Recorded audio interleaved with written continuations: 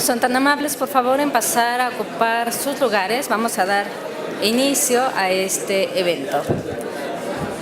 Las personas que están atrás de pie son tan amables en pasar a ocupar un lugar. Aquí adelante veo algunos espacios disponibles, por favor.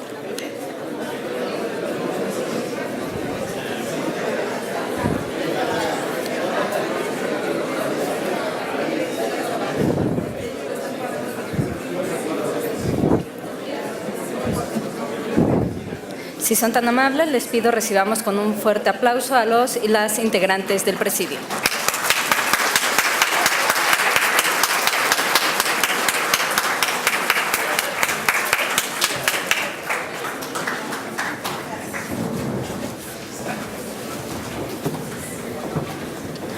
Muy buenos días a todos y todas. El Tribunal Superior de Justicia y el Consejo de la Judicatura, ambos de la Ciudad de México, en coordinación con el Tribunal Superior de Justicia Administrativa, la Procuraduría General de Justicia y la Secretaría de la Contraloría General, todos ellos de la Ciudad de México, les dan la más cordial bienvenida a la tercera conferencia magistral denominada Substanciación y Resolución del Procedimiento por Faltas Administrativas Graves, que forma parte del ciclo de conferencias del Programa para la debida implementación del nuevo régimen de responsabilidad administrativa y penal, cuyo principal objetivo es capacitar a los y las servidores encargados de aplicar la Ley de Responsabilidades Administrativas en la Ciudad de México. Para dar inicio a este evento, me permito presentarles a los y las integrantes del Presidium, solicitándoles no aplaudir hasta finalizar con la mención de cada uno de ellos. Nos honra con su presencia en esta mañana el doctor Álvaro Augusto Pérez Juárez, magistrado presidente del Tribunal Superior de Justicia y del Consejo de la Judicatura de la Ciudad de México. La doctora Yasmín Esquivel Moza, magistrada presidente del Tribunal de Justicia Administrativa de la Ciudad de México. El doctor Eduardo Robelo Pico, Contralor General de la Ciudad de México. La doctora Nicandra Castro Escarpulli, titular del órgano interno de control del Tribunal de Justicia Administrativa de la Ciudad de México. Los y las consejeras de la Judicatura de la Ciudad de México, doctor Jorge Martínez Arreguín, maestra Ana Yadira Alarcón Márquez y doctor Miguel Arroyo Ramírez, para quienes pido por favor un fuerte aplauso.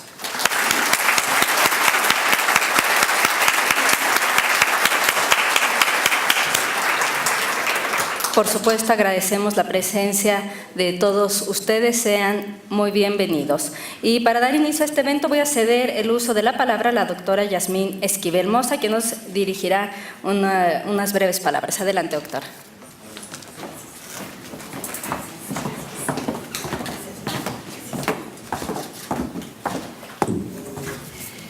Gracias, muy buenos días.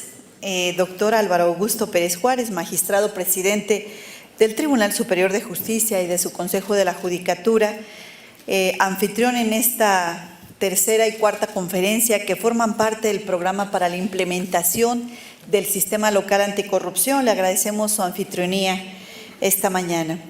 Doctor Eduardo Robelo Pico, Contralor General de la Ciudad y pieza fundamental en esta mesa de coordinación del Comité de Coordinación de la Ciudad de México.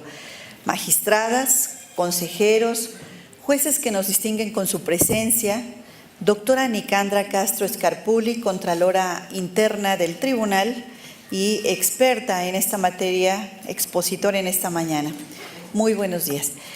Nos encontramos nuevamente reunidos para continuar con este programa de capacitación para la debida implementación del Sistema Anticorrupción de la Ciudad de México, en espera de que en esta ocasión la tierra y los temblores nos permitan concluir exitosamente. Recordarán que en la ocasión anterior, lamentablemente tuvimos este movimiento telúrico que no nos permitió continuar con esta conferencia. Hoy vamos ya avanzados. Las instituciones de la capital de la República, sobre todo en estos tiempos en los que la vorágine electoral acapara prácticamente la atención de la población, seguimos trabajando para poder implementar este sistema que en mucho han trabajado la sociedad civil organizada y el gobierno. Los sistemas nacionales y locales anticorrupción en cada entidad son mecanismos avalados y legitimados que deben estar en plena operación porque así lo mandata la Constitución Política de los Estados Unidos Mexicanos, donde se plasman los máximos acuerdos que brindan cohesión y fuerza al Estado mexicano. Estamos conscientes de su importancia pues pese a los comentarios que se han hecho por los diferentes candidatos a la presidencia de la República, sus promesas por acabar con la corrupción, lo único cierto es que, y concreto, es que tenemos un andamiaje jurídico que debe ser puesto en marcha para así darle respuesta a la sociedad que exige extirpar esta mala práctica de todo lo que venga que ver con el gobierno y actuar con lo cotidiano. Más allá de promesas, planes y programas, tenemos objetivos y visiones muy claros, previstos en las leyes, que no obedecen a coyunturas ni a sensacionalismos, ni a ofrecimientos o especulaciones, pues las instituciones que forman parte del Sistema Nacional Anticorrupción tenemos obligaciones puntuales que trascienden a personas, momentos, circunstancias y sobre todo somos los que tenemos que darle respuesta y resultados a la gente para que cese la indignación y así retomemos el camino de la legitimidad gubernamental. Reconozco la responsabilidad de compromiso de mis compañeros titulares de las diferentes instituciones de la Ciudad de México que formamos parte de este sistema local anticorrupción. Ello solo es muestra de la responsabilidad política y social de atender el llamado de la sociedad. Hoy habemos de escuchar una voz experta que nos precisará aspectos sumamente importantes del sistema anticorrupción, los procedimientos administrativos y penales que forman parte del sistema. La doctora Nicandra Castro Scarpulli, que es una funcionaria pública de carrera, muy experimentada, con amplísima trayectoria tanto en el servicio público como en la academia, compartirá su visión y conocimiento sobre el tema que es de gran importancia para quienes sabremos de formar parte del sistema anticorrupción. Señoras y señores y estimados compañeros, hoy estamos en un momento muy importante en la historia moderna de México, pues debemos implementar un sistema que es producto de la interacción política muy sana y necesaria de la sociedad y el gobierno. En esta lógica, hago un llamado muy respetuoso a la Asamblea Legislativa de la ciudad para que en breve sean nombrados quienes habrán de desempeñar alguna función dentro del sistema anticorrupción de la ciudad. Ya no podemos esperar más, pues la sociedad exige resultados y estos no pueden darse hasta en tanto no estén integradas todas las instancias que conforman el sistema anticorrupción, ya que esto va más allá de coyunturas o cuestiones electorales. Hablamos de una verdadera razón de Estado en la que dependen la legitimidad, la estabilidad del gobierno y hago votos para que esto se pueda materializar a la brevedad. Gracias, compañeras y compañeros servidores públicos, por su presencia en este momento y por su interés en este tema del sistema local anticorrupción. Muchas gracias.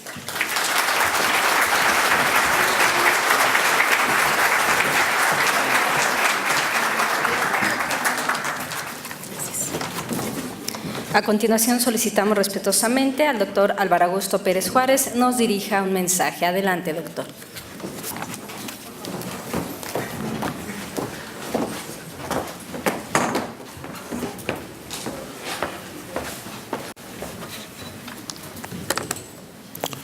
Muy buenos días a todas y todos. Bienvenidos a esta Casa de Justicia.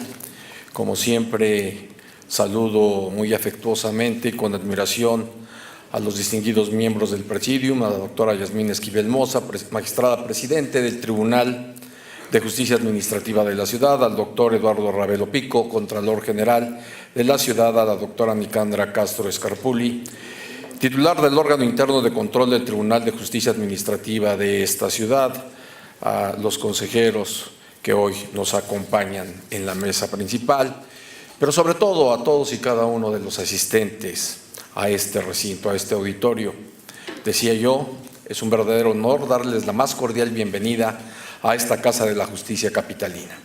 En la tercera conferencia magistral, Substanciación y Resolución del Procedimiento por Faltas Administrativas Graves, dentro del ciclo de conferencias del Programa para la Debida Implementación del Nuevo Régimen de Responsabilidad Administrativa y Penal, el jurista y filósofo mexicano Eduardo García Maínez considera que el derecho es un arte que tiene por objeto la realización de los imperativos de la ética. Como servidores públicos es nuestro deber reconocer los desafíos que enfrentamos hasta lograr cumplir con las virtudes de la ética. tenemos la responsabilidad de construir mecanismos idóneos para juzgar y castigar los hechos de corrupción, para tener un adecuado control de los recursos públicos a través de una estrategia integral. La Encuesta Nacional de Calidad e Impacto Gubernamental del 2015, implementada por el Instituto Nacional de Estadística y Geografía, mide la percepción que la población tiene sobre los trámites relacionados con los servicios públicos y el correspondiente contacto con las autoridades.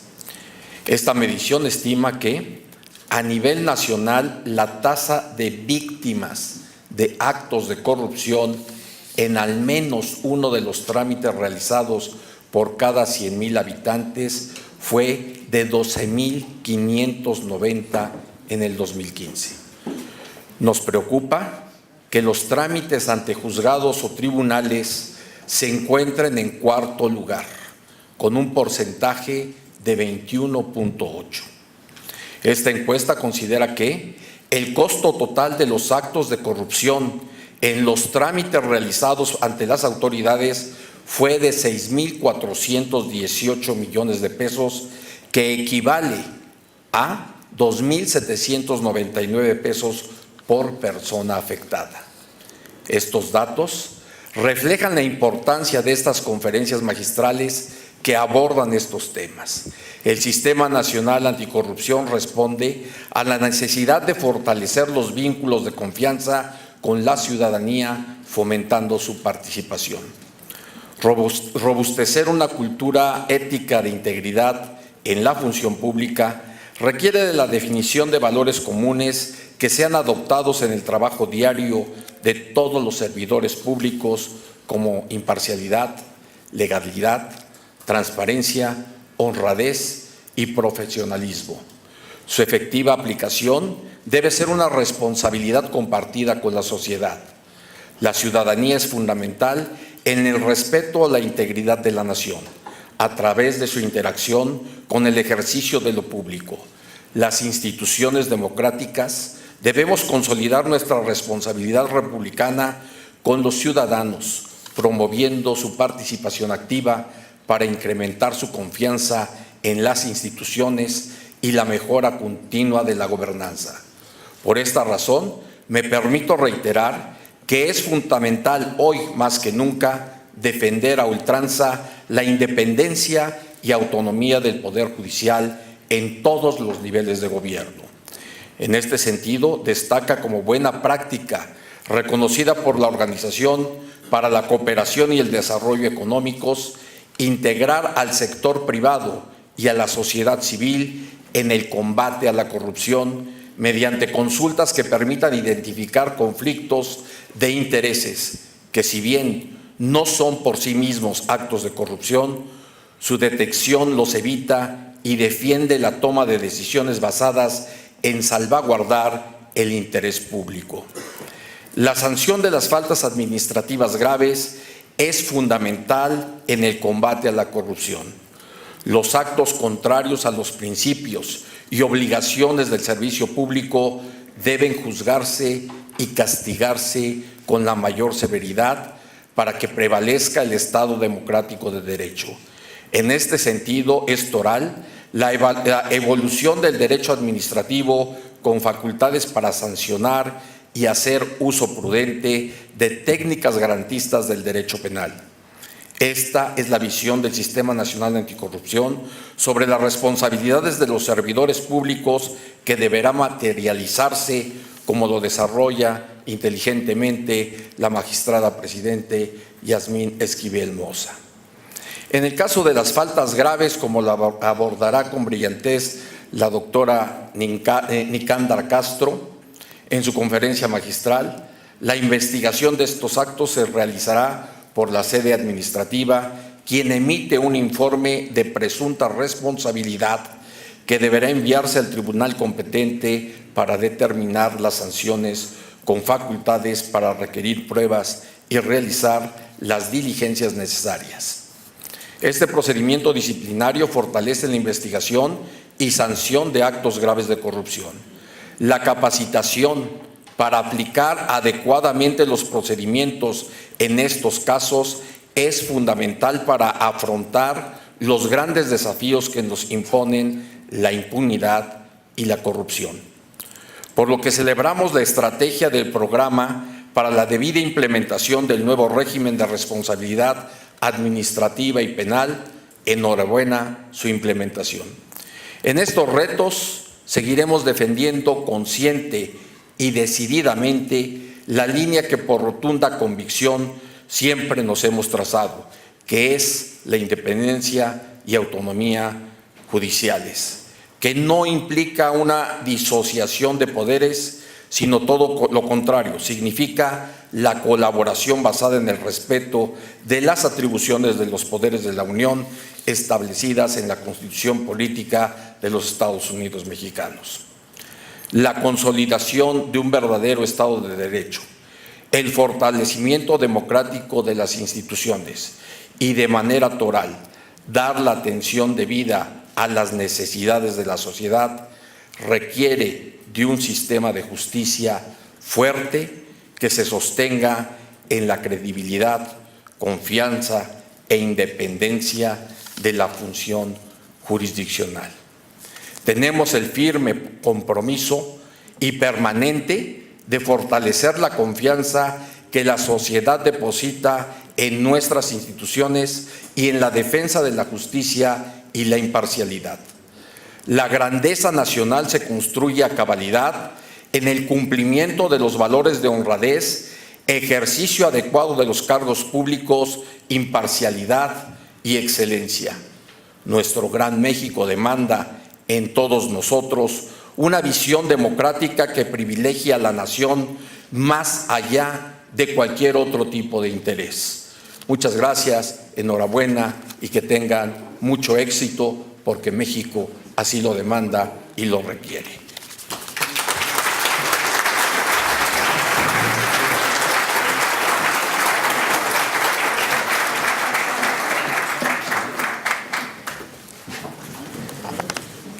Solicitamos a los integrantes del Presidium se pongan de pie para tomar la fotografía oficial de este evento. Asimismo, por favor, pido un fuerte aplauso para despedirlos.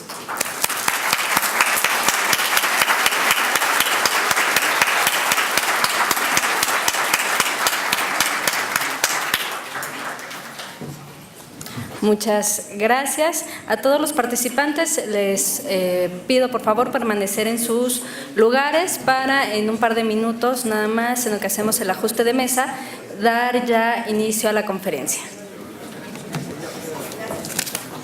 Y resolución del procedimiento por faltas administrativas graves.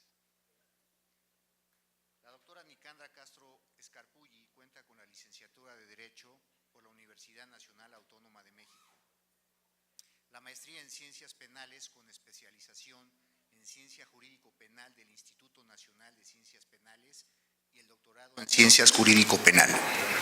La doctora Castro cuenta con más de 30 años de experiencia en el servicio público, en procuración de justicia en el Fuero Común y Fuero Federal, liderando actividades de la integración de averiguaciones previas en diferentes materias como delitos diversos del Fuero Común, delitos electorales, delitos cometidos por servidores públicos, delincuencia organizada, lavado de dinero y secuestros. Se desempeñó como titular de la Unidad Especializada de Investigación de Secuestros de la Subprocuraduría de Investigación Especializada en Delincuencia Organizada de la Procuraduría General de la República. Titular de la Agencia Federal de Investigación, agente del Ministerio Público de la Federación, coordinadora de asesores del Procurador General de Justicia del Estado de Guerrero. Cuenta también con diferentes publicaciones como son Delitos Laborales, el Ministerio Público hacia el Sistema Penal Acusatorio en México. Ha participado en la elaboración de diversos artículos para las revistas y en los comentarios de diversos códigos y leyes. Es miembro activo de la Asociación de Especialistas Certificados en Antilavado de Dinero. Cuenta con la certificación como capacitador en razón de méritos por el Comité de Capacitación de la Secretaría Técnica del Consejo de Coordinación para la implementación del sistema de justicia penal. Ha sido docente en diversas instituciones y cuenta también con la participación en diversos foros, paneles y cursos de nivel internacional. Actualmente, la doctora Castro se desempeña como titular del órgano interno de control del Tribunal de Justicia Administrativa de la Ciudad de México. Sea bienvenida, doctora. Tiene el uso de la palabra. Muchas gracias. Muchas gracias. Quiero iniciar, obviamente, dándole las gracias a todos los miembros de este grupo que han facilitado la intervención, de todos los que hasta hoy han tenido conferencias y que creo que han sido provechosas para todos. Desde ese enfoque, pues primero mi agradecimiento. Y segundo, quiero empezar con el final de la anterior conferencia. Experta no soy, pero yo creo que ninguno de los que hoy estamos aquí somos expertos en este tema, por su novedad. Entonces, por eso, las últimas referencias anteriores es una ley con defectos, tenemos diferencias de criterios, yo no estoy de acuerdo con lo que dice, pues yo no lo haría así, resulta evidente. ¿Por qué? Porque todos estamos haciendo una interpretación normativa y además tratando de ejecutarla pues a nuestro leal saber y entender. Y algunos ni entendemos y otros ni sabemos. Pero el chiste es cierto, tenemos que avanzar. Ya no hay la discusión que si la ley hay que cambiarla, que si hay que modificarla. La ley está hoy. Y hoy ya tenemos asuntos. Y hoy tenemos que empezar a evaluarla desde los enfoques con que cada quien tiene que hacerlo desde su perspectiva y desde su función. Yo normalmente hablo parada, así que hoy no será la excepción. Y lo primero que les voy a decir, esta presentación está formada de lo que yo he hecho estando en su lugar, yendo a cursos, haciendo especialidad, yendo a foros, a talleres, a todo aquello que me pudiera llegar, algo que me pudiera auxiliar a comprender esta norma. Y la primera que voy a hacer es una referencia del 2009 de un artículo cuyo nombre refiere cómo sancionar a un servidor público y no morir en el intento. Parece que nos resulta extremadamente difícil lograrlo. El CIDE en el 2009 hace un análisis de sentencias llevadas a cabo en el entonces Tribunal de lo Contencioso Administrativo de la Ciudad de México y llega a la conclusión de que estos son los presupuestos por los cuales pues nunca se sancionaba un servidor público y establece prácticamente estos puntos: falta de fundamentación y motivación, la vinculación del acto irregular con la norma, lo que conocemos como la fuente de obligación, la violación al artículo 64 en cuanto hacia la notificación y las formas de citaciones, la imposición y aplicación de sanciones, la proporcionalidad, la competencia de la autoridad, que la tomaremos muy en cuenta para estos efectos, y la prescripción. Bajo ese presupuesto yo solicité por información pública, como debe de ser, al Tribunal de Justicia Administrativa, hoy de la Ciudad de México, esta información. Dentro de los últimos 6 años, cómo se habían comportado todas las intervenciones de todas las contralorías. No es una contraloría en particular, son todos los juicios de nulidad que se llevan a cabo de todas las contralorías de la Ciudad de México. Y estos fueron mis resultados. Y en mis resultados dicen que del 70% de los asuntos nos obsequian una nulidad y que solamente el 30% lleva una validez.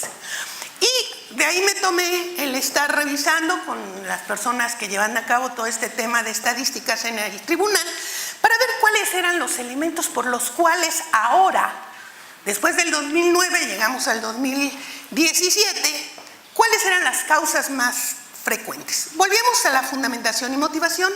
Ahora ya hablábamos de la falta de tipicidad, la forma incorrecta de hacer una valoración de pruebas y la proporcionalidad en la individualización de la sanción. Esta información estadística nos dice, ¿se justifica el cambio? Sí. ¿Se justifica como está? ¿Quién sabe? Vamos a verlo. Y vamos a ver si realmente acorta los tiempos, los alarga, nos hace más fácil la posibilidad, o propiamente estaremos como que buscando fórmulas que nos permitan que esto realmente funcione. Para empezar, pues a mí me tocó tocar ahora las graves. Voy a únicamente referirlas por artículos, más adelante haremos alguna reflexión sobre ellos, pero me parece que yo tendría la obligación de tomar mi presentación desde otros ángulos. Vamos a decir que dice, el presente capítulo son faltas administrativas de los servidores públicos. Quiere decir, calidad específica del sujeto, sin lugar a duda. Y decimos, puede incurrir en cohecho, peculado, desvío de recursos, utilización indebida de información, abuso de funciones, actuación bajo conflicto de intereses, contratación indebida. Aquí el artículo no sé por qué los puso juntos, me parece que porque creen que hay alguna vinculación, enriquecimiento oculto y ocultamiento de conflictos de intereses, el tráfico de influencias, el encubrimiento y el desacato. También como de por sí nos va mal a los servidores públicos, ahora hasta los que vamos a investigar nos inventaron un delito. Entonces nos dice propiamente que podemos incurrir en obstrucción de justicia cuando realice actos que simulen conductas no graves durante la investigación. Quiere decir que durante la investigación podemos, según ellos, por supuesto, hacer como que investigamos, pero como que no investigamos. Y como que son graves, pero no son graves. No creo que sea tan fácil, pero bueno, pensemos que así lo creyeron. No inicia el procedimiento correspondiente ante la autoridad competente dentro de los plazos de 30 días naturales. Yo creo que este artículo no tiene idea de lo que es una investigación. Porque es imposible pensar que iniciado el procedimiento, yo lo mande ante la autoridad competente en un plazo de 30 días. Salvo que la interpretación sea, ¿y cuándo inicia el procedimiento? Entonces, pensamos que está señalado en ese presupuesto. ¿Cuándo inicia el procedimiento propiamente? Y entonces ahí los plazos los veremos más adelante. Y revela la identidad de un denunciante anónimo protegido bajo los preceptos establecidos por la ley. Esto tendrá sus qué, y vamos a ver por qué decimos revela la identidad de un denunciante, porque entonces quiere decir que la protección de testigos tendría un capítulo aparte. Luego nos habla de los actos de particulares y habla de conductas graves. Y nos dice, puede ser el soborno, que ya después veremos si realmente son idénticos o no a los tipos penales, pero es un tema diferente que creo que verá el participante posterior. La participación ilícita, el tráfico de influencias, la utilización de información falsa, la colusión de particulares, el uso indebido de recursos públicos y la contratación indebida de servidores públicos. Yo voy a hacer un comentario, puede que no estén de acuerdo, pero voy a tratar de defender mi posición, que es los particulares con calidades especiales. Entonces, voy a empezar por decir si los actos de particulares requieren dos situaciones, y si la falta de particulares en situación especial. Y si se consideran faltas de particulares en situación especial, no tiene nada que ver con las cuestiones actuales electorales, no estoy dentro de la vida, puedo hacer algún comentario. Dice, exija, solicite, acepte, reciba o pretenda recibir alguno de los beneficios que se refiere al artículo 52 a cambio de otorgar o ofrecer una ventaja indebida en el futuro en caso de obtener el carácter de servidor público. Y el 52 nos remite cuáles son los beneficios comprendidos, y entonces ahí está en dinero, valores, bienes, muebles, enajenación a precios notoriamente inferiores, y nos da los presupuestos de qué son beneficios y quiénes pueden ser los beneficiarios. Esto quiere decir que se parece, obviamente, al soborno. Se parece. Prometa, ofrezca o entregue a cambio de dichos servidores públicos. No obstante, los requisitos de sanción y evaluación son diferentes. Decimos, las sanciones. Decimos, bueno, las sanciones por no graves, por graves. Suspensión, destitución económica sin habilitación y indemnización. Para los particulares, que es el tema ahorita de comentario, dice, para las personas físicas económicas, inhabilitación temporal, indemnización económica, inhabilitación temporal, suspensión de actividades, disolución de la sociedad y la indemnización. En estos, haciéndolos así como que yo los quiero meter aquí, yo nomás los puedo meter en económicas o en indemnización. ¿Por qué? Porque todavía no son servidores públicos. Y la conducta la están cometiendo antes de ser algún servidor público. Y además bajo la pretensión de que lo serán. ¿Y qué tal y no lo son?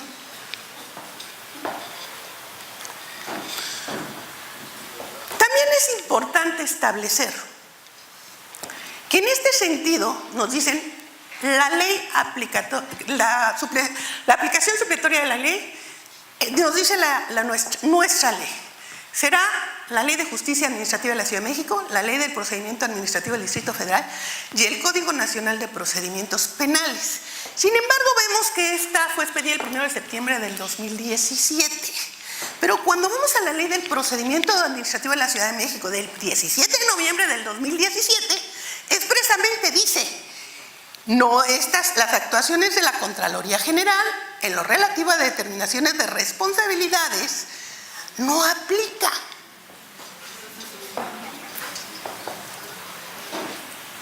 Entonces, si expresamente me dice que no aplica, y es una ley posterior, si nos vamos a aquellas veces que yo alguna vez estudié civil, decía el artículo 7 de aquel Código Civil, que creo que sigue siendo el mismo, una ley posterior deroga la anterior cuando habla sobre el fondo. En consecuencia, desde mi perspectiva, esta ley no es supletoria. Y tendríamos que irnos, en lo general, al Código Nacional de Procedimientos Penales. Entonces, nos quedan, cuando veamos periodos probatorios, que entonces nos vamos a ir otra vez al Código Nacional. Pero hay un conflicto, ¿no? Claro, hay un conflicto de normas, evidentemente. Y por lo mejor para la valoración de pruebas, tanto para las notificaciones, podría aplicar indistintamente por la Ley de Justicia o el Código Nacional. Exactamente. ¿Cuándo vamos por la Ley de Justicia, que también trae sus consecuencias? ¿Cuándo vamos en la Ley de Justicia? Término de notificaciones, forma de notificar. Lo que no prevé en cuestiones sustantivas o en cuestiones adjetivas. Esta es un poco la idea que es necesario reflexionar. Tenemos un conflicto de leyes, una dice que no y otra dice que sí. ¿Cuál aplico? Yo me quiero regresar desde un enfoque integral para poder entrar a las faltas, pues hablar obviamente desde el periodo de investigación. Y entonces le decimos, bueno, no tenemos problema, puede ser de oficio, denuncia por auditoría y denuncia anónima.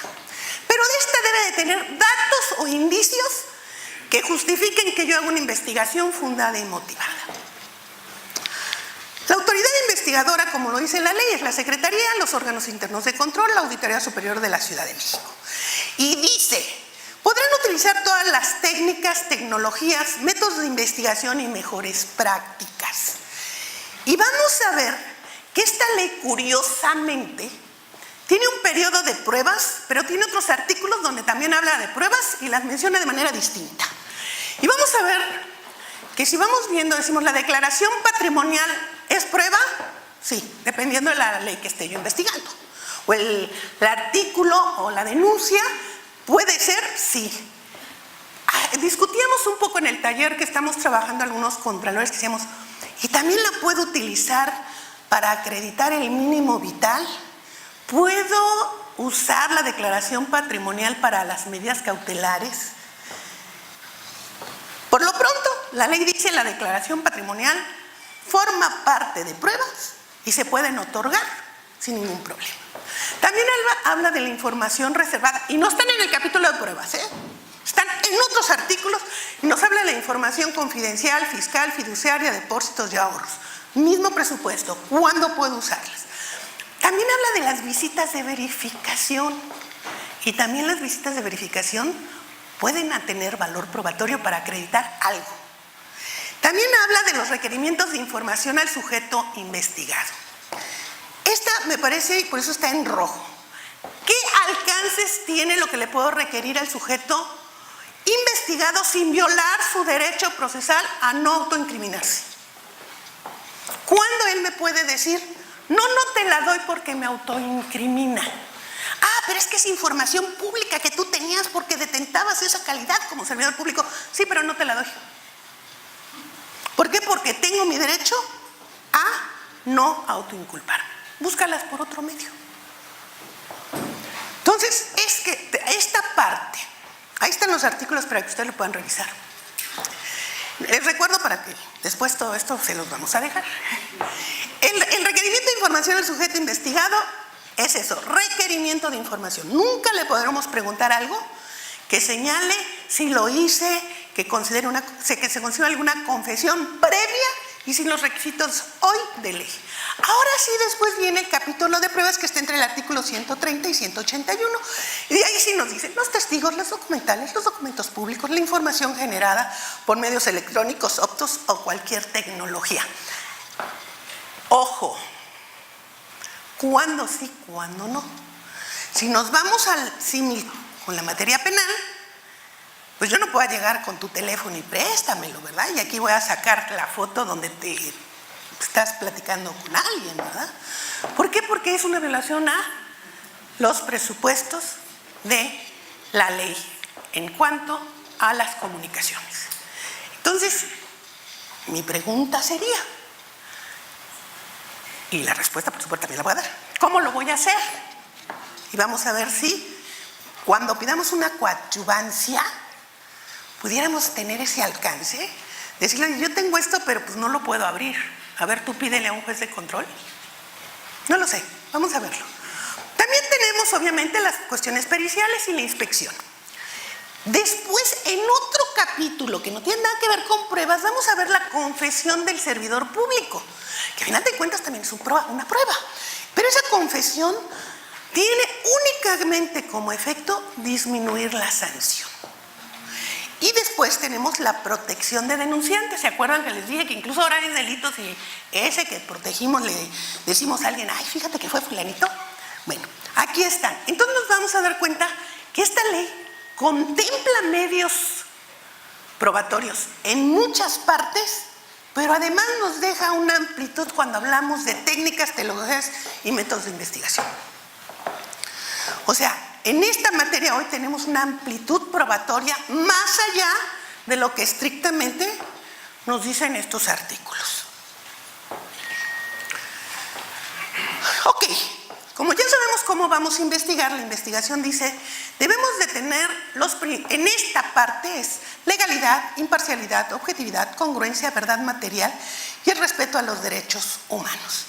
Y decimos, la autoridad investigadora es responsable de oportunidad, exhaustividad y eficiencia en la investigación, integridad de los datos y documentos y el resguardo del expediente.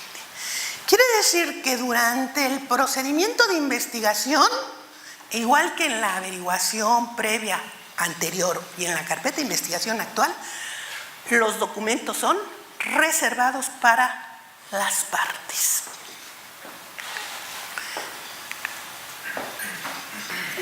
Una vez considerado que la autoridad investigadora ha concluido su investigación, dice el artículo 100.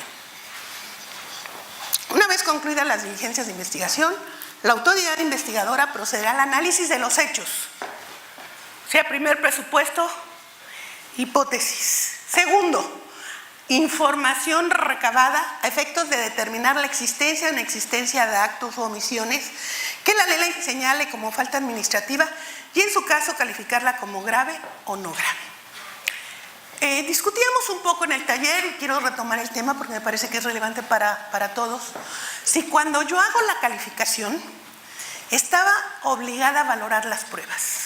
Llegamos a la conclusión de que no, porque aquí no estamos todavía diciendo más que un hecho con una información es grave o no grave. Aquí no le estamos todavía imputando a nadie en esa conducta. Lo que estamos haciendo es la calificación. Y nos decíamos, ¿para qué quisieron la calificación los legisladores? Pues no más.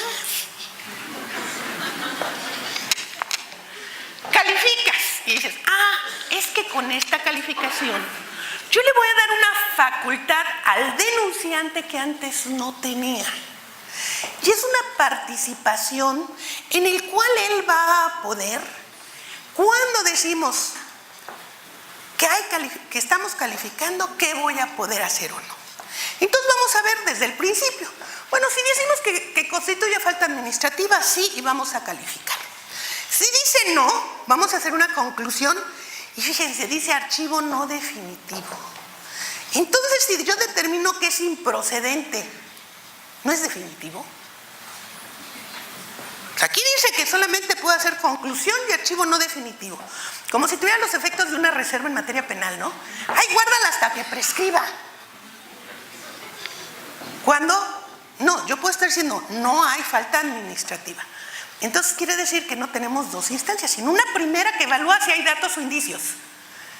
Y luego una segunda decimos, bueno, ¿esto constituye falta administrativa? Sí. Ahora, ¿qué pasa cuando califiquemos?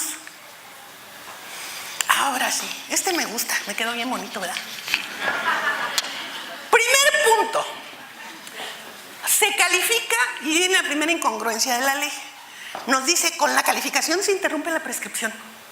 Pero luego te vas a otro artículo y dice, con el acuerdo de admisión se interrumpe la prescripción. O sea, aquí se interrumpe 2 veces la prescripción. Y nos dice, bueno, vamos a ver. Si califica como grave, no se le notifica a nadie. En este presupuesto dice, bueno, si se califica como no grave, 1, yo le voy a dar al denunciante 5 días para que haga la impugnación. La impugnación deberá ser recibida y si esa impugnación está correcta, se va a mandar por la autoridad investigadora a la sala especializada del Tribunal de Justicia Administrativa, quien deberá en 5 días admitir y luego, ya admitida, está obligada a darle vista al servidor público. Ese efecto de vista es para que manifieste lo que a su derecho convenga. ¿Qué va a alegar? No, pues si yo estaba en las no graves, ¿por qué me vas a poner en la grave? ¿Cuáles? Yo he tratado de hacer una comparación en cuáles me puedo confundir, que sean no graves y que vayan a las graves. Híjole. Pues solo aquel de abuso de funciones, híjole, y así como muy complicadamente, ¿no? Pero bueno, es un derecho del denunciante poder alegar que si a él le parece que la regañó a su jefe, es un peculado, bueno, pues que lo alegue, ¿no? Son cuestiones un poco complicadas. Pero bueno, al final de cuentas, una vez que admite la sala especializada, tiene 2 efectos. Confirma que la calificación no es grave, o deja sin efectos la calificación, reclasifica y ordena se inicia el procedimiento administrativo. Estos son los efectos donde el Tribunal de Justicia Administrativa ahora sí toma la decisión y dice, yo reclasifico, sí es grave, pero nos tiene que decir cuál grave es. O sea, no dice, oye, es grave y te la regreso. Bueno, ¿y cuál fue? Está obligado a pronunciarse cuál es la grave. ¿Por qué? Porque debe fundar y motivar esa determinación y ahora sí ordenar se inicia el procedimiento como un presupuesto de grave. Esta calificación dice, oigan, no hagan nada, no hagan el IPRA, aguas, tranquilos. Sí. ¿Para qué hacemos un IPRA que pueda cambiar? ¿Qué quiere decir? Suspensión del siguiente paso que es el IPRA para que se desahogue. ¿Qué tenemos que hacer? Cuando menos dejar los 5 días para después de haberle notificado al denunciante, hacer nuestro conteo de plazos para decir no lo interpuso y pueda yo empezar el IPRA. ¿Cuándo tengo que, una vez que ha pasado estos 5 días, tengo que hacer un acuerdo de cierre de investigación? ¿Perdón? Sí. Estos son los elementos de inconformidad. Dice razones y fundamentos por lo que a juicio del recurrente la calificación del acto es indebido. Y deberá acompañar su escrito con las pruebas. Lo que decíamos, ¿puede hacerlo? Claro. ¿Tiene que fundarlo y motivado? Claro. ¿Tiene que probarlo? Pues aquí dice que sí. Pero estas pruebas pueden que ya estén en la investigación, o puede ser pruebas que él diga, a mí no me las aceptó, o en este caso, como lo hacemos con el Ministerio Público cuando combatimos una resolución y le decimos al juez, oye, no quiso hacerme estas pruebas, te pido que me las haga en el juez de control, ahora aquí se las hacemos al Tribunal de Justicia Administrativa. Oye, yo tengo unas pruebas que a lo mejor el investigador no tomó en cuenta, por qué razón no lo sé, pero yo creo que tú digas si estas pruebas primero forman parte de la investigación y si son suficientes para que cambies el criterio entre graves y no graves. Ya llegamos a que sí, ya calificamos. Perdóneme, en caso de que en el acuerdo se determinara la conclusión y dijera, bueno, no hay falta administrativa, no son hechos cometidos de falta administrativa, ¿se podría impugnar ese acuerdo a través del recurso de inconformidad o en contra de ese no hay un medio de defensa? A ver, ¿va de nuevo? Me voy a regresar. Ajá. Antes de eso.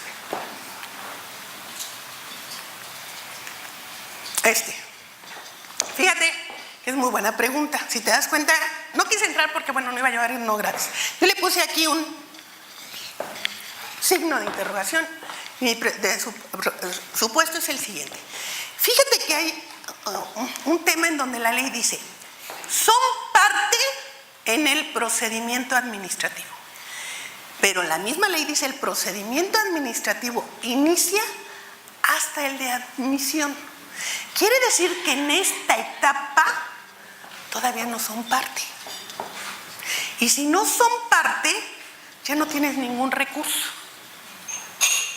contra esta. Yo creo que no lo hay. Que algunos dijeran, pues si no hay recurso, vete al amparo. Yo te diría, espérame, ya no, aquí todavía no eres parte. Tú te vas a convertir en parte hasta cuando la ley lo señala, y la ley señala que eres parte hasta el acuerdo de admisión. ¿Por qué? Porque si sean parte en el procedimiento administrativo, aquí todavía no hay procedimiento administrativo. Pero aún así hay un denunciante. Claro. Pero entonces sería aplicable la misma tesis que teníamos antes. El denunciante aquí no es parte. Y es que como dice calificación, donde el artículo del recurso dice calificación, no podría entenderse calificación como sí, grave. Claro. O también. Perdón, la sesión de preguntas y respuestas va a ser al final. Para que tenga dinámica la exposición de la doctora, por favor que no se interrumpa ahorita hasta que dé por terminada la sesión. Pero y entonces tendremos tomen preguntas ustedes, ahí y está el preguntas. numerito, Gracias. y nos regresamos. Llegamos al IPRA. Aquí me parece que las partes, bueno, obviamente las partes formales, el nombre de la autoridad, el domicilio de la autoridad investigadora, el nombre de los funcionarios que podrán interponerse de autos, el nombre y domicilio del servidor público al que se le señala la presunta responsabilidad. Y ahora sí decimos la narración lógica y cronológica de los hechos que dieron lugar a la comisión de la falta administrativa. La infracción que se imputa al señalado como responsable, señalándola con claridad las razones por las que se considera se cometió la falta administrativa. Aquí me parece importante recordar que dice más adelante, dice la calificación se incluirá en el IPRA. ¿En dónde la incluyo si aquí ninguno dice IPRA, la calificación? No. Entonces la lógica es que nuestra calificación vaya en la fracción sexta. Cuando analizas la infracción, ahí tendrás que decir, la cual ya analizada fue calificada como grave con acuerdo de fecha tal, en la cual se determinó que era grave. Tenemos que hacerla en esta parte cuando hablamos de la infracción porque es la que ya calificó. Y obviamente las pruebas que se ofrecerán en el procedimiento, aquí yo soy de la opinión que hay que hacer valoración de pruebas y hacer obviamente un señalamiento claro, qué prueba acredita qué o qué pretendemos acreditar y cómo queremos además que nos las valore la autoridad resolutora. Aquí dice que debemos de hacer la solicitud de medidas cautelares de ser el caso. ¿Y qué pasa si las medidas cautelares las quiere tomar la autoridad investigadora y no esperarse hasta que tenga la investigadora? La ley no lo dice. La ley no señala la autoridad investigadora podrá poner medidas, tiene que ponerlas la autoridad substanciadora. Y es a las que se las debes pedir. ¿Cuáles son las medidas cautelares que se pueden pedir y por qué? Cuando se evite el ocultamiento de destrucción de pruebas, se impida la continuación de los efectos perjudiciales, se evite la obstaculización del adecuado desarrollo del procedimiento y evite un daño irreparable en la hacienda. O sea, ahora, primero tengo que determinar si la medida cautelar es para esto.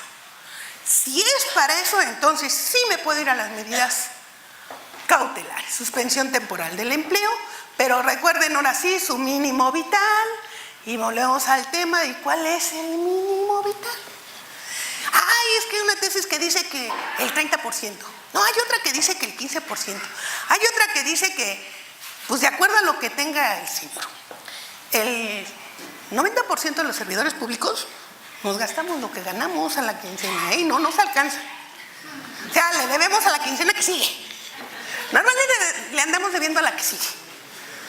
Entonces, pues dependerá un enfoque de cuál es mi mínimo vital. Yo tengo 10 hijos, 3 mujeres. Bueno, eso no pasa. Eso es un ejemplo hipotético. Totalmente hipotético. Entonces, pues no nada más es las que mantengo, sino las que tengo. Bueno, a mí me decían eso, es ejemplo hipotético totalmente. Exhibición de documentos originales.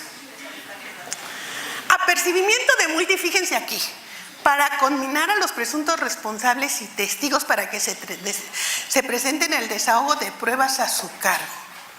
O sea, yo puedo ponerle una multa a un presunto responsable para que desahogue una prueba.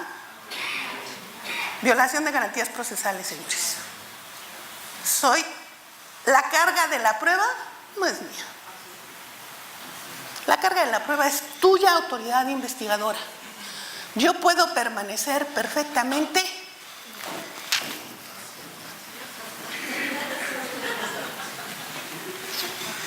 no me importa lo que hagan, hazlo tú y demuéstramelo tú. No puedo multar a alguien porque no venga cuando es inculpado.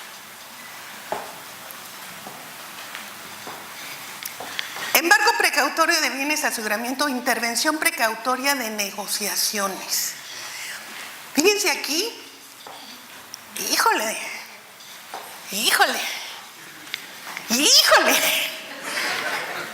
Intervención precautoria de negociaciones como medida cautelar. Aquí los magistrados que están en primera fila, a ver, ¿quién es el macho? O sea, ustedes tendrán en un momento determinado que estar de acuerdo con una intervención precautoria de negociaciones. Híjole, cuando veamos el tema de personas morales, me parece que es un tema bien complicado que tú pidas una medida cautelar de las más fuertes. Me parece a mí que es una intervención. Entonces hay un embargo y dices, bueno, pues garantizo las cuestiones de la hacienda, que no se dilapide el dinero, pero, hijo, una intervención precautoria, hasta medio me da. Ahora sí, por fin llegué. El procedimiento de responsabilidad administrativa. Una vez que la autoridad investigadora remite el IPRA a la autoridad sustanciadora, esta tiene dos opciones: señalar que está bien o señalar que está mal. Si está mal, te previene, te pide que subsanes. Si no subsanas, se tiene por no presentada, y si subsanas, se tiene propiamente el inicio. Y aquí es donde les digo, y vuelve a interrumpirse la prescripción. Y decimos además, admite el informe de presunta responsabilidad y fija la materia de la litis.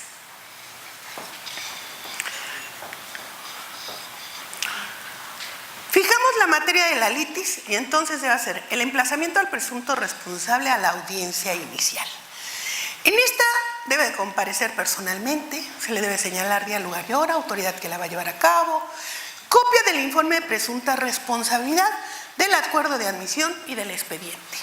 ¿Cuándo decimos eso? Porque el 198, cuando nos habla de las notificaciones, nos dice tienes que notificarle todo, tienes que entregar todo.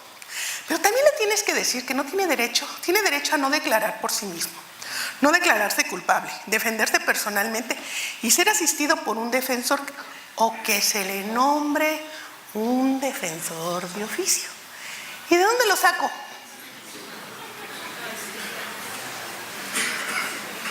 Ustedes a ver cuando les lleguen y les digan, ¿quieren defensor de oficio? Acá al Consejo de la Judicatura que nos oiga. Necesitamos consejería jurídica, defensores públicos. Yo estoy salvada, ¿eh?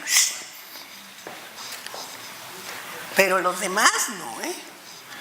Pero todavía más. Ya nos dicen, ahora sí, emplazamiento a las partes. Ahora sí, aquí todos son parte, incluyendo el denunciante, incluyendo la autoridad investigadora. Ya tenemos también al tercero que pudiera estar como responsable o al particular. Todos ahora sí ya son parte en el procedimiento de acuerdo a la norma. En el informe de presunta determinará medidas cautelares que le hayan solicitado o bien emitirá aquellas que considere que proceden de acuerdo a su intervención. Pero vamos a suponer que admite y se abstiene de iniciar el procedimiento de responsabilidad.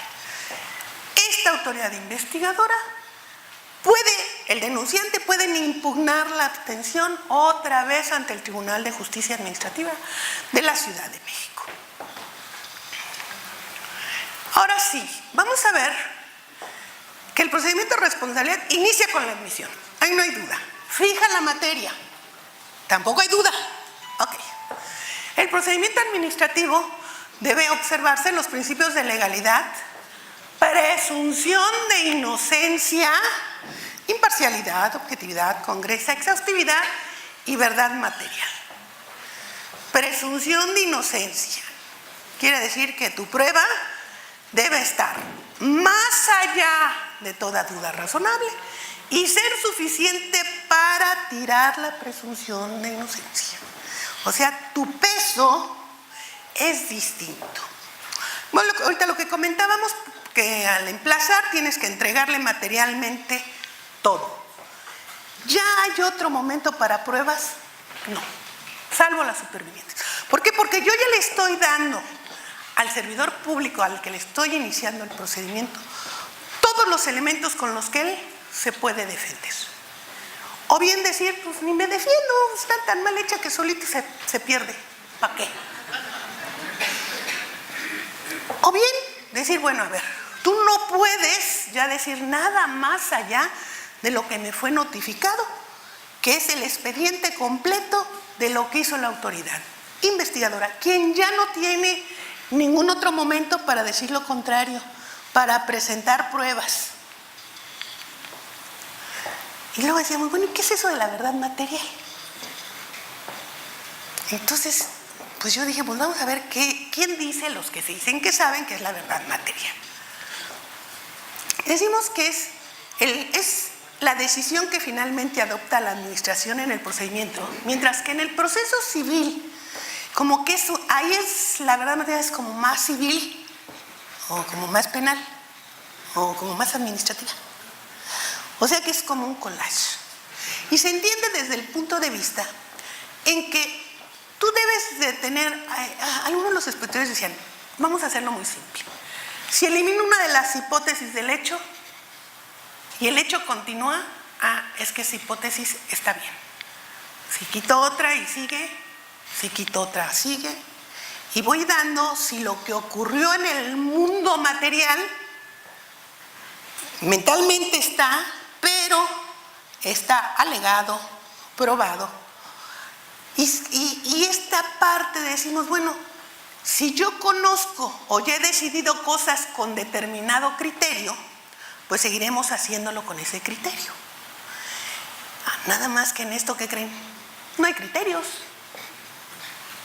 Todo lo estamos como jalando de otras materias. Por eso les decía que es entre civil, entre penal. O sea, puedes jalar otros criterios que te dicen las cosas son así porque son así. Nadie tiene duda que en la conferencia pasada, antes de que empezáramos, tembló. ¿Por qué? Porque todos sentimos que tembló, todos nos salimos corriendo, ya no regresa. O sea, hubo una serie de elementos que no nada más dicen, ay, a la contralora se le movió el piso porque le dio miedo. No, sí tembló. La verdad material es aquello que puedo probar fácticamente que existe, más allá de lo probado. Y por eso se van a volver tan importantes las testimoniales y el valor probatorio de las documentales. Decía un magistrado en una conferencia del Tribunal de Justicia, Federal de Justicia Administrativa, que el procedimiento realmente considera en que se verifiquen plenamente los hechos que sirven de motivo para la decisión, por lo cual deberá adoptar todas las medidas probatorias necesarias y autorizadas por la ley. Prueba lícita, y aun cuando no hayan sido propuestas por las partes. Pruebas para mejor proveer. Y decían, claro, bajo un presupuesto de presunción de legalidad, de veracidad y de principio de buena fe. O sea, no es alegar pruebas para corregirle la plana a la autoridad investigadora o para suplir lo que no dijo el servidor público. Tienen que estar basadas en estos principios de veracidad y principios de buena fe para poder llegar a la verdad material.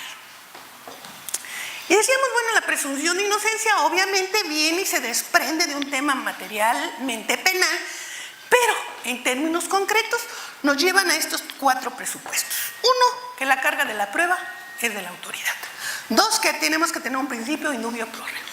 Todo lo que le beneficie. Quiere decir que los investigadores están obligados a tomar todo, aunque digas, ay, es que si pongo eso se me cae. Este es otro tema, ¿eh? Trato procesal y el método de valorar los elementos de convicción o estándar de prueba. Digamos, el estándar de prueba tiene que ser superior a la presunción de inocencia para que sea suficiente para que se traslade. O sea, no podemos confundir que la presunción de inocencia es él no es culpable. No, la presunción de inocencia es la autoridad con lo que acreditó sí tuvo la capacidad para decir que esta presunción de inocencia ha quedado inferior a la prueba probatoria.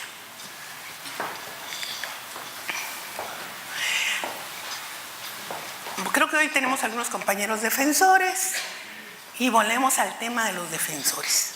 Y fíjense el riesgo que decíamos, pues que la Contraloría ponga a sus defensores públicos. Y entonces ahora resulta que las personas autorizadas en los términos de este artículo serán responsables de los daños y perjuicios que causen ante las autoridades de acuerdo a las disposiciones aplicables del Código Civil del Distrito Federal relativas al mandato.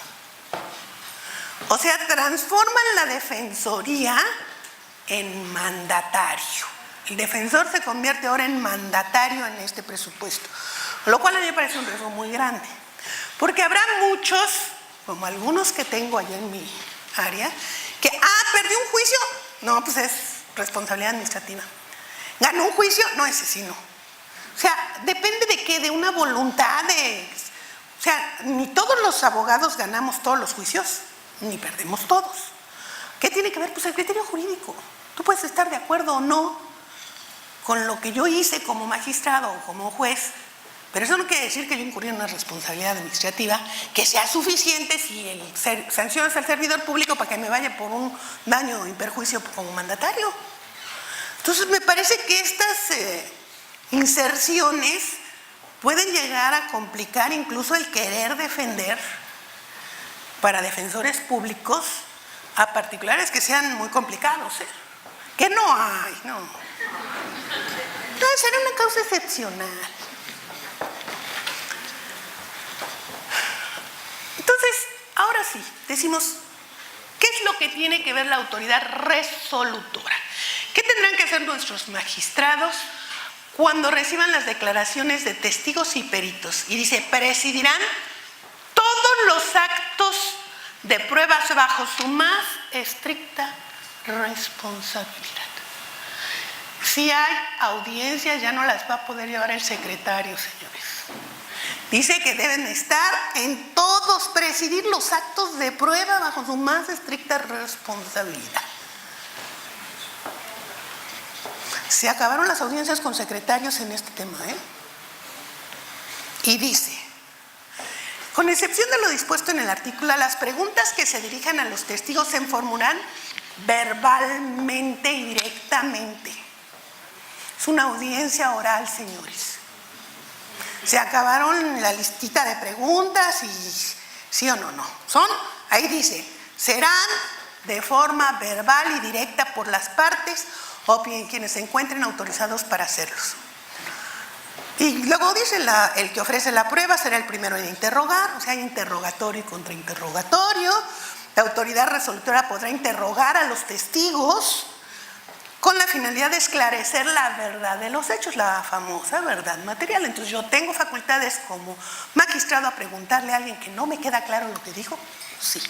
Como si lo estuviera haciendo con un perito, o más bien en el mismo presupuesto. Las preguntas y repreguntas que se formulen a los testigos deberán referirse a las faltas administrativas, no ser insidiosas ni contener en ellas las respuestas. Las partes y la autoridad misma podrá solicitar las declaraciones y explicaciones que estimen convenientes. Esto a mí me suena a una audiencia oral, señores, donde el magistrado instructor tiene que presidirlas obligatoriamente, porque si no estarían necesariamente tachadas de nulidad.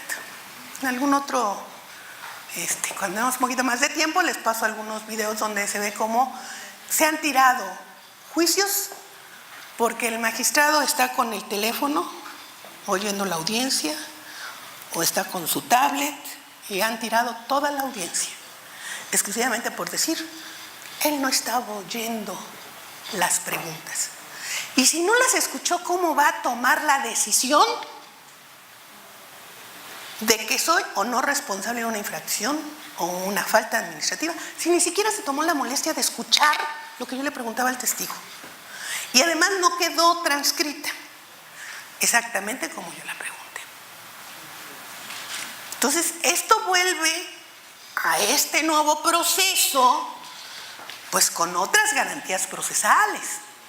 La carga de la prueba, la inmediatez de la presencia del magistrado en la audiencia para poder llegar a estas valoraciones con todas las pruebas a las que ya habíamos hecho referencia, las cuales tendrá que valorar.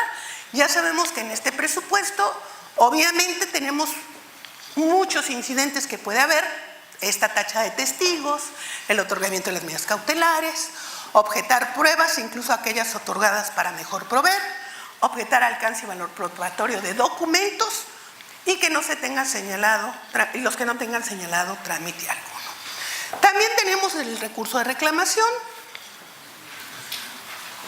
para los casos en que se admiten y desechen. Decíamos, bueno, yo me puedo ir contra la admisión, contra el recurso de reclamación. Decían, bueno, ¿y qué van a alegar en el recurso de reclamación? ¿El acuerdo de admisión o incluye el IPRA? Desde ahí ya podrá entrar a la valoración del IPRA, porque lo que dice el acuerdo de admisión es el IPRA está bien hecho, porque realmente el acuerdo de admisión lo que dice es, lo emitió autoridad competente, cumplió con el 194, quiere decir que cumple con los 6 puntos que comentamos, los estudió, sí, presentó pruebas, sí, cumplió con el IPRA, sí, estudió en el IPRA la prescripción, sí, interrumpió la prescripción, sí. Fundamentación y motivación de eso para irte a la reclamación, o en el fondo lo que estás atacando es el IPRA.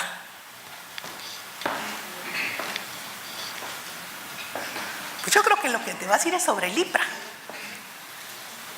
Y entonces aquí es la primera actuación donde nuestro tribunal, desde ahí ya va a ver el IPRA. Creo yo, salvo que ahí el artículo me diga que no. Ahí dice, yo me voy a admitir contra la admisión que tenga por presentado el informe de presunta responsabilidad. O sea, no es el acuerdo de admisión, es el IPRA. Y desde ahí yo ya tengo que evaluar si el IPRA cumple con independencia de la valoración de pruebas, sino si cumple fundamentación y motivación. Por eso el IPRA va a ser revisado 2 veces, por la autoridad substanciadora y por el tribunal.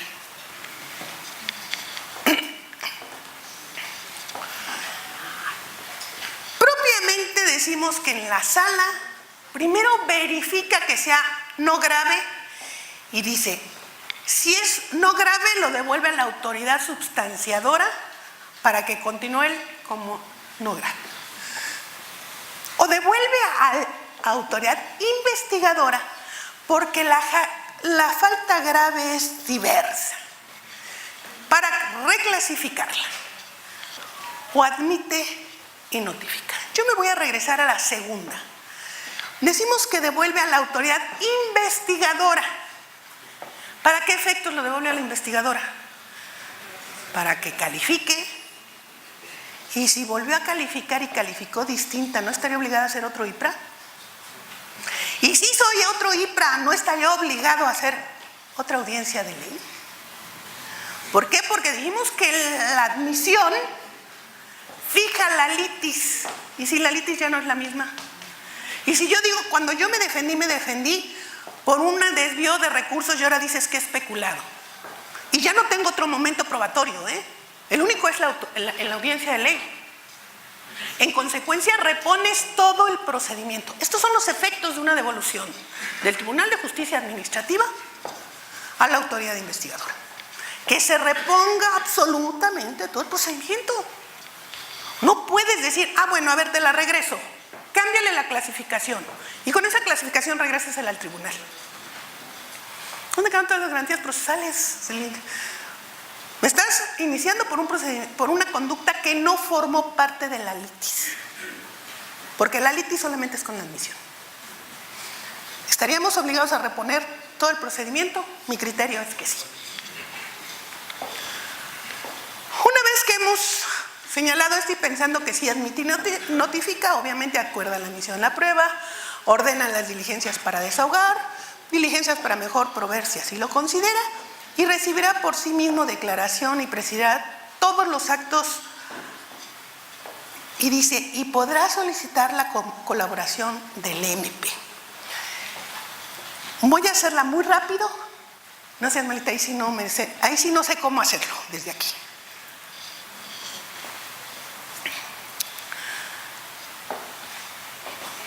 Y ahora sí, acá. Creo que ahora sí puedo aquí. No, mejor uno por uno, ¿no? Por favor. Porque así, aquí no sé.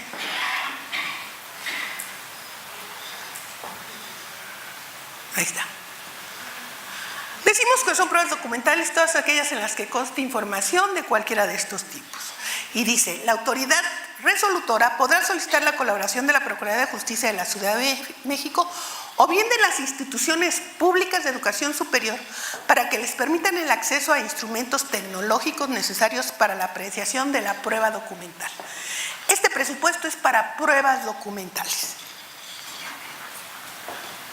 No obstante, dice, la autoridad sustanciadora o resolutora podrá solicitar la colaboración del Ministerio Público Federal o de la Ciudad de México para determinar la autenticidad de cualquier documento. ¿Sí? También dice que podrá solicitar la colaboración para que a través de peritos en las ciencias, artes, técnicas, industrias, oficios, sean lo que conocemos como el perito tercero. Pero, si nuestra suplencia es el Código Nacional de Procedimientos Penales, y ellos dicen que la regla general de comunicación entre las partes que hagan la solicitud, si nosotros hacemos un convenio de colaboración para que la Procuraduría nos apoye en todos estos presupuestos, ¿tendríamos que hacer un proceso de cadena de custodia?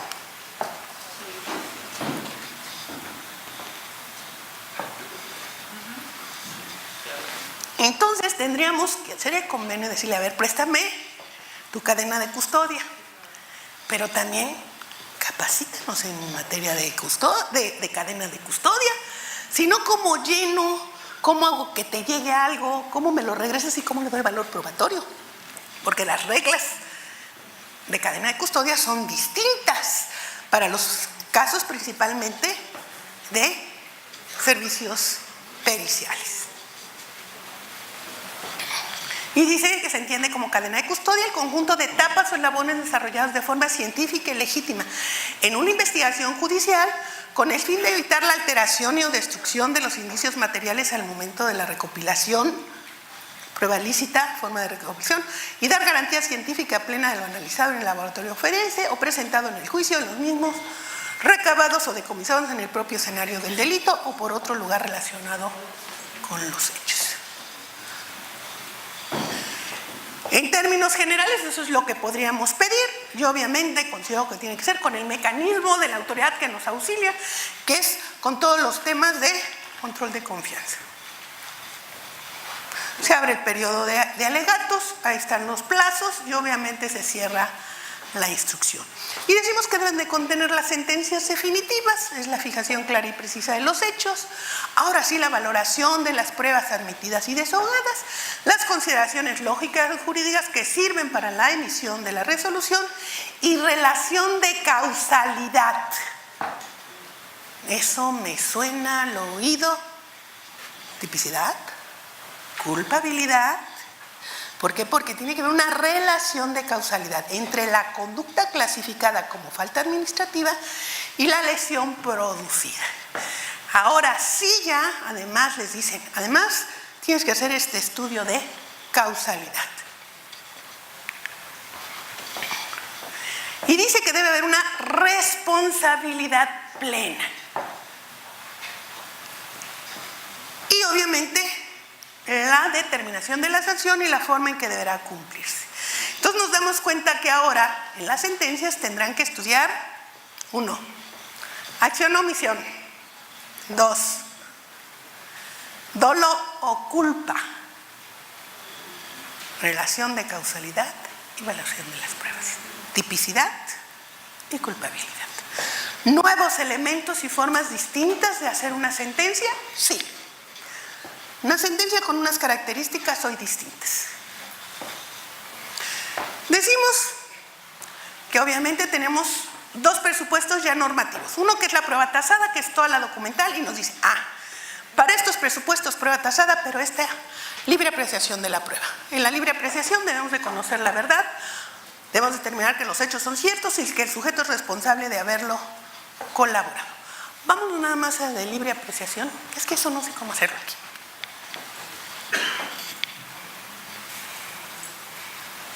No, ciérrala mejor. No me va a dar tiempo, cerramos. Me voy a seguir porque si no, no. Entonces quiere decir que tus pruebas tienen un valor, pero la presunción de inocencia pesa más. Y todo el elemento debe ser suficiente para que la puedas destruir.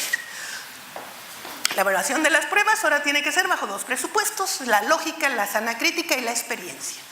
Decíamos, pues, ¿qué es la lógica? Pues es lógico. La lógica es lógico, ¿no?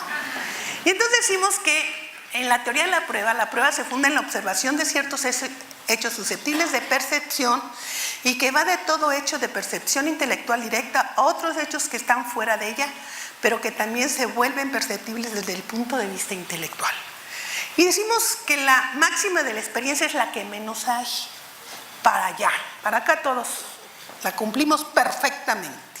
Tenemos sentido común.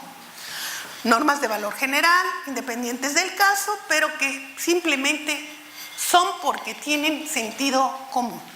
Y obviamente la sana crítica, pues es la suma de esto. ¿Qué será como ahora? Los magistrados tendrán que hacer esta valoración y podrán ocupar cada uno de los preceptos en la forma en que están señalados. Entonces decimos que ahora ya también podemos hablar de que hay sujetos pasivos, sujetos activos, acción o omisión, dolo o culpa, porque también hay un presupuesto de negligencia en la norma, habla de daño, perjuicio o puesta en peligro. También nos dice que tenemos que estudiar las condiciones exteriores y medios de ejecución. Y también nos dice que puede haber error manifiesto, que esos son causas de justificación, relación de causalidad y tipicidad. Fíjense, todo esto que vimos se reduce a que en una sentencia, en una resolución, tienes que estudiar todo esto dentro de los presupuestos de resolución. Y vamos a regresar ahora al tema de las sanciones, ya que el punto que yo trataba inicialmente. Dice, las sanciones administrativas que imponga el tribunal a personas derivadas del procedimiento por la comisión de faltas administrativas graves, no le veo problema: suspensión, destitución, sanción económica, inhabilitación, una o más según la gravedad, y el caso de inhabilitación, será hasta de 10 años de acuerdo a los montos. Pero además dice, deberás, en los casos que la falta administrativa genere beneficio económico, además impondrá sanción económica que podrá alcanzar hasta 2 tantos. ¿Se acuerdan aquella que decía 2 tantos? No, acá ya ponen hasta, quiere decir que puedes mediar de una hasta 2 tantos de los beneficios. El tribunal delimitará también el pago de una indemnización para reparar la totalidad de los daños. Y fíjense que esto sí es muy novedoso, esto lo hace la Ciudad de México. Dice, y no procederá al inicio de responsabilidad resarcitoria. Pues ya te puse la indemnización, ¿para qué no voy a otro juicio? Para no poner sanciones de igualdad. Ahí sí romperíamos el equilibrio, porque te voy a sancionar 2 veces por la misma conducta con diferente procedimiento. Entonces, sí es una novedad que pone nuestra ley, pero además dice, pero además tomarás en cuenta y te dan las causas con las cuales tú vas a hacer la individualización. El nivel jerárquico, los antecedentes, las circunstancias y miren, las condiciones exteriores y medios de ejecución, que es lo que decíamos. Ahora además tienes que acreditar en la sentencia, ¿por qué? Porque son elementos para hacer la individualización. La reincidencia y el monto del beneficio. Entonces nos damos cuenta que para hacer una sanción, pues tenemos que tener un parámetro de qué va a ser lo que voy a tomar en cuenta desde el punto de vista para la individualización. Y entonces voy a regresar a aquel tema, a los servidores, a los particulares que están en los presupuestos de esas, ¿cuáles les vas a tomar en cuenta? Si la ley no lo dice, puedes tomar la de la genérica. Yo tengo mis dudas. ¿Y cuál sanción le vas a imponer? Pues solamente 2 de las que pudieran haber, entonces tenemos que dividir. Me voy a ir muy rápidamente para tratar de ahora hablar de la integridad de las empresas y lo que va a ser la sanción a personas morales. Decíamos, bueno, lo primero, ¿qué es lo que llamamos como integridad de las empresas? Bueno, la integridad de las empresas es un presupuesto en el cual todos deben de crear un cierto sistema que les permita establecer que tienen esa funcionalidad de integridad. Tienen que tener manuales de organización, códigos de ética, sistema de denuncias, entrenamiento y capacitación, políticas de recursos humanos para evitar riesgo, transparencia y publicidad de interés. Eso es lo que le da la característica de tener un contexto de integridad. Y dicen, las posiciones de sanciones por faltas de particulares se deben considerar los siguientes presupuestos: el grado de participación, la reincidencia, la capacidad económica del infractor, el daño puesto en peligro del adecuado desarrollo de la actividad administrativa del Estado y el monto del beneficio. Dice, las personas morales son sancionadas por la comisión de particulares con independencia de la responsabilidad de los servidores públicos. Cuando el particular tiene carácter de persona moral, sin perjuicio de lo establecido en el artículo, se le podrá decretar la suspensión de actividades. Dice, cuando se decrete la disolución de la sociedad, los responsables procederán en los términos de la Ley General de Sociedades Mercantiles en materia de disolución y liquidación de sociedades. ¿Qué nos dicen ahora esa ley? Pues que las soluciones se disuelven por resolución judicial o administrativa. Hacen esta modificación el 24 de enero de este año con la intención de ya tener claro cuál sería el mecanismo. Aquí el punto es, bueno, a ver, ¿cuál es el procedimiento de disolución? ¿Qué es lo que yo tengo que hacer si me la impones? Pues para liquidarla yo tengo que poner, fíjense, nombrar el representante legal para la liquidación, la forma de liquidar activos y pasivos, la escritura de la extinción de la sociedad, informar a la Hacienda para los efectos fiscales, al INSS para efectos correspondientes, informar a la Secretaría de Economía. O sea, todos los trámites de cierre de la sociedad son los mismos, pero en sentido opuesto. pero los va a hacer a quien yo sancioné. Y si no quiere, y si no lo hace, ya le dije, oye, ya te disolví, ya, tienes que hacer todo esto. Y pues no lo hace. Ahora vamos a suponer peor. Vienen todos los trabajadores y te dicen, oye, pero ¿yo qué culpa tengo? ¿Soy tercero interesado? ¿Tendría posibilidades de irme al amparo contra esta resolución, a pesar de que ha causado estado como disolución, pero ahora afecta a un tercero? ¿Tendrá esa conclusión laboral otros efectos distintos a una responsabilidad administrativa en el mundo real?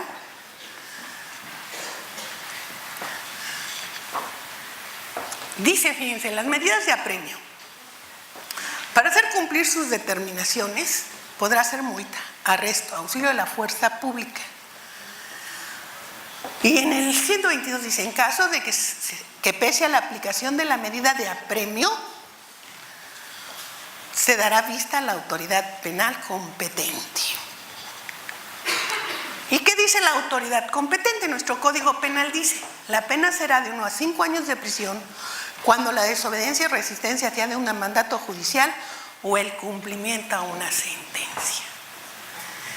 Aquí es donde está realmente la fuerza que hoy tiene el Tribunal de Justicia Administrativa, que no la tiene en la materia ordinaria para hacer cumplir sus determinaciones.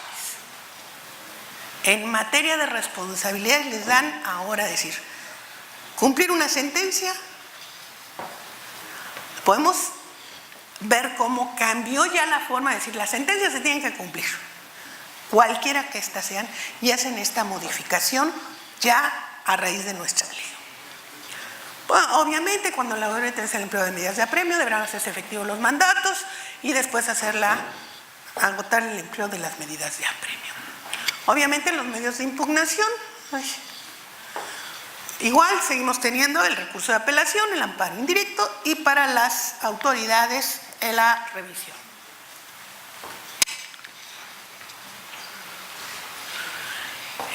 Aquí hay un tema interesante. Dice, las resoluciones emitidas por los tribunales podrán ser impugnadas por los responsables o por los terceros, mediante el recurso de la apelación ante la instancia que conforme las medidas de la ley orgánica del tribunal. Y luego, si nos vamos a la ley del tribunal, la sección especializada de la sala dice, el concepto de apelación en caso de que el recurrente sea la autoridad investigadora. Entonces, quien tiene la facultad para la apelación es la investigadora, claramente. Obviamente ya nuestra Constitución, que entrará muy pronto en vigor, el 1 de septiembre, pues ya habla todos los presupuestos de otro tema novedoso, que es el derecho a la administración pública, que hoy no lo tocaremos, el buen gobierno y la buena administración. Y obviamente pues ya viene lo que la ley del Tribunal de Justicia Administrativa establece para las salas especializadas y les deja de una manera toda la parte de responsabilidades, resolver las faltas administrativas graves, investigar y substanciadas, o sea, la primera instancia, la segunda instancia, la reclamación, dictar medidas, resolver el recurso de reclamación, y viene de allá un listado de todo lo que pueden hacer. Igual va sobre el régimen especial patrimonial del Estado, sanciones, el recurso de revocación, los que se interpongan por incumplimiento de los principios de debido proceso, las resoluciones de la Contraloría del Instituto Electoral de la Ciudad de México. Dice, recibir y resolver los recursos que interpongan las y los ciudadanos con el incumplimiento de las medidas del debido proceso y la buena administración. Y las demás que señalen la ley de responsabilidades. O sea, si una se me olvidó, ahí está. O sea, no hay problema, tú ponla porque ahí dice que todas las que señalen la ley de responsabilidades que no estén claras ya estarán acá. Y obviamente después vienen todas las atribuciones de los magistrados instructores de salas especializadas en el sentido de dictar todas las admisiones, hacer los acuerdos, terminar el proyecto de resolución y en su caso resolver. Obviamente hay que decir, dirigir la audiencia de vista, que ya sabemos que la audiencia la tiene que presenciar. Y con esto, bueno, pues les doy gracias por su atención y no pregunten mucho.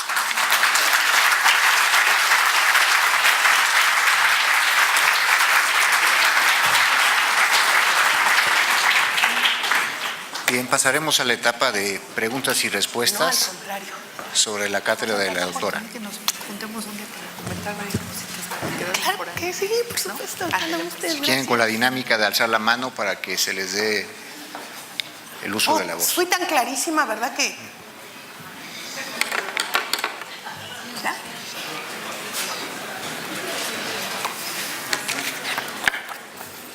Fui clara. Pues muchas gracias. Les agradezco mucho. Por su atención, muchas gracias.